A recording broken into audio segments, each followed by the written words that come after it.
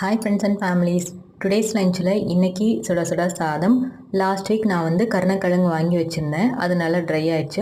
அது வந்து நம்ம எப்போவுமே ஈரப்பதத்தோடு இருக்கும்போது அதை குழம்பு வச்சோன்னா நாக்கில் வந்து ஒரு இச்சிங் இருந்துகிட்டே இருக்கும். ஸோ வந்துட்டு எப்போவுமே வாங்கினதுக்கப்புறம் ஒரு 1 வீக் அதை ட்ரையாக விட்டணும்.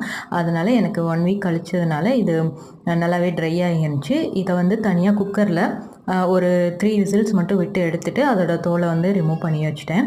அண்ட் ஆஸ் யூஸ்வல் இது வந்து எப்படி நம்ம புளிக்குழம்பு வைப்போமோ வெங்காயம், தக்காளி, தேங்காய் 3யுமே வதக்கி தேவையான அளவு குழம்பு தூளும், உப்பு அண்டு தேவையான அளவு புளிக்கரைசல் எல்லாத்தையும் சேர்த்து நம்ம வந்து கொதிக்க விட்டுட்டு ஃபைனலாக இறக்கும்போது இந்த கிழங்கை போட்டுட்டு நம்ம 2 கொதி விட்டுட்டு இறக்கிட்டோம்னா இந்த குழம்பு ரொம்ப ஈஸியாகவே ரெடி ஆகிடும்.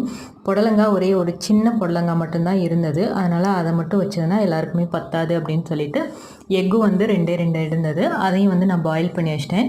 இதை வந்து நம்ம சாப்பிடும்போது தோல் தொழிச்சிக்கலாம் அப்படின்னு சொல்லிட்டு வச்சாச்சு. அண்ட் வந்துட்டு இன்றைக்கி இடித்து வச்ச ரசம். ஏன்னா இன்றைக்கி எங்கள் ஏரியாவில் வந்து பவர் கட். ஸோ வந்துட்டு எக்கு மட்டும் இடித்து வைக்கிற மாதிரி தான் இருந்துச்சு.